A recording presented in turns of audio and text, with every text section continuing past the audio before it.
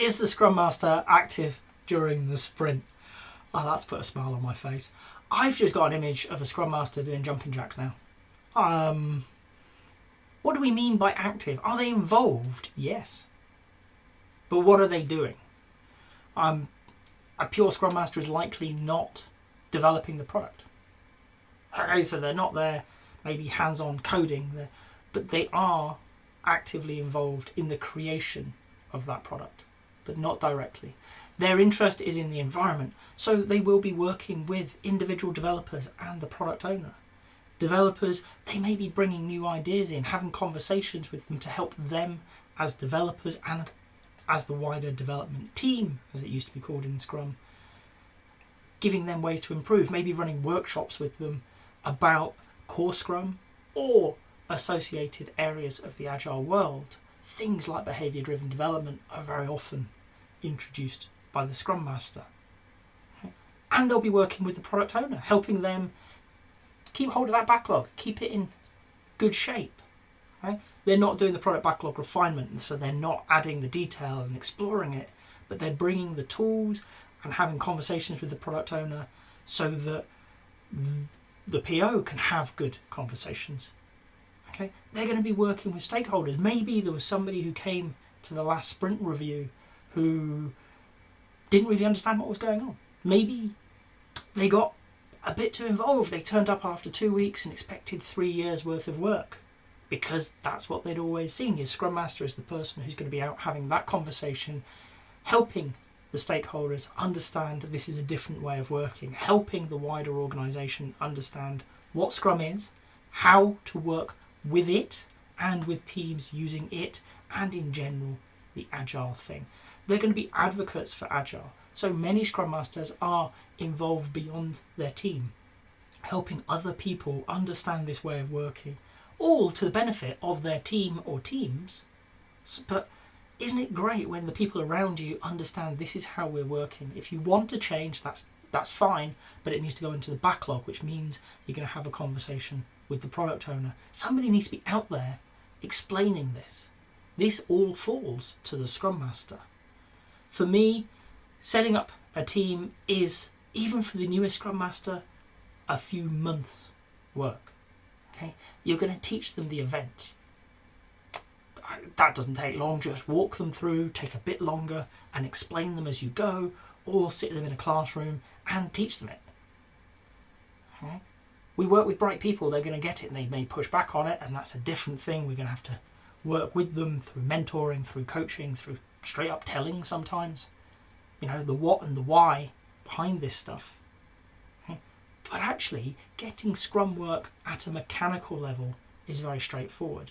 It's then that really the Scrum Master is going to start working hard, because we have to get it from the mechanical to the organic. We have to get it as a natural part of how they view work.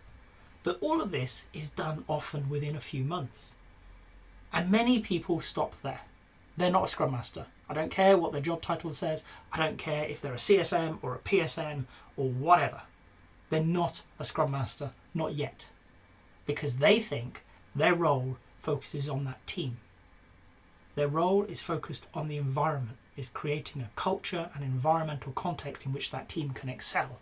And if you believe that team sits in isolation in a huge global organisation, you're kidding yourself.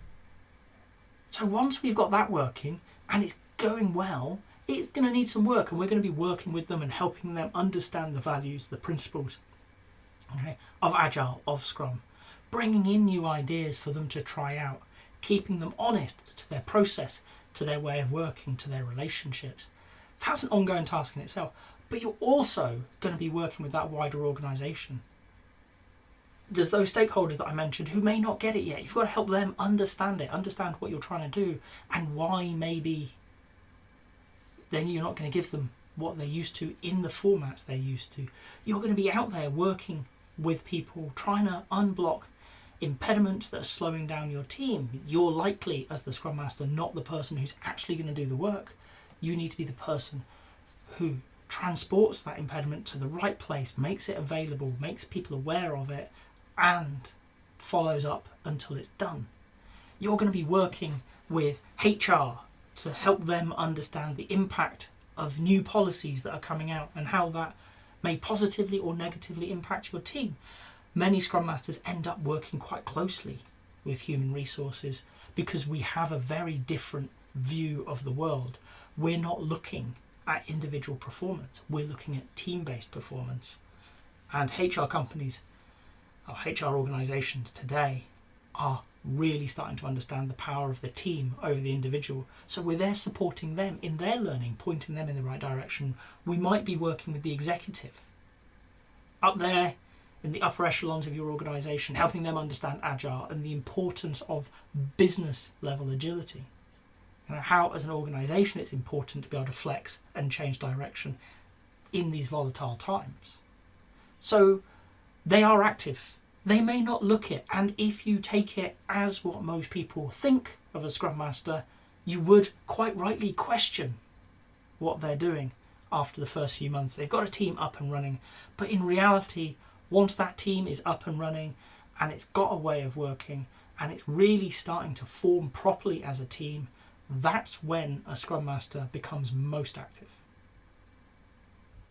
If you've got to this point in the video, I hope you've enjoyed it. If so, a like would be appreciated. If you want to hear more from me, more answers to questions that maybe you've got in the Agile world, please subscribe to the channel. And if you've got a question that you really want answered, drop it in the comments. I promise we'll get around to it. Thank you.